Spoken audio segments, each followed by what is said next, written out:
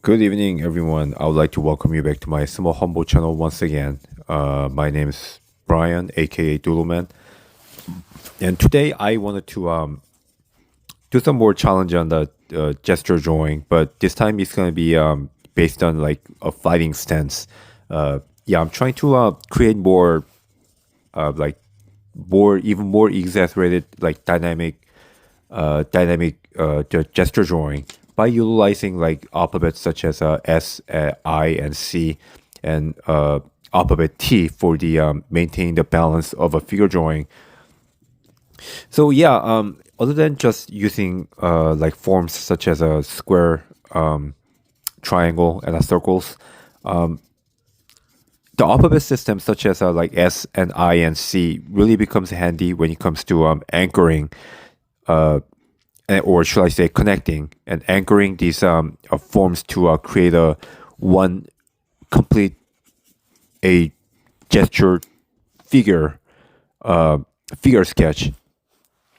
Yeah, so before I found out how I could use this optical system to create these more natural movements for the human figure drawing, I only used like forms, like just simple forms such as the squares and the circles and triangles to do that. But the problem is that only using these simple forms is that if you don't use if you try to do the figure drawing just by using like static forms, your your figure drawing will come out really stiff. So in order to make this like natural movement for the human figure drawing, you also need to understand the concept of like the rhythmic patterns, which I've learned from like reading George Bridgman's Constructive Anatomy.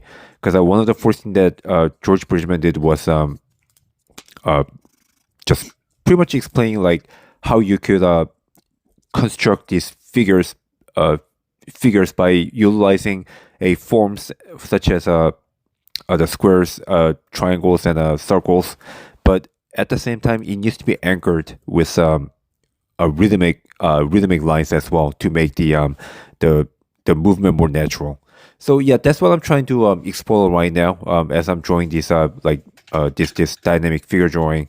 So when you're in doubt, just to look to the alphabetical systems such as SCI and like A or any other uh, the alphabets to just try to figure out what you could how you can use this to just figure out how you can approach drawings, whether you're just copying from someone else's work, like using a reference, or when you're in doubt, such as figuring out the perspective lines, or even composition.